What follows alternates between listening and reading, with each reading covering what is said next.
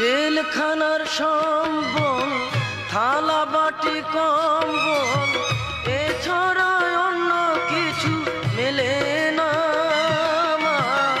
জেলখানার সম্বল থালা বাটি কম্বল এছাড়া অন্য কিছু মেলে না।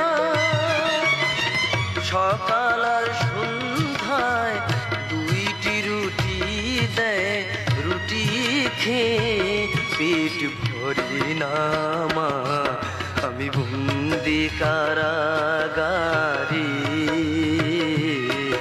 আমি বন্দি কারাগারে।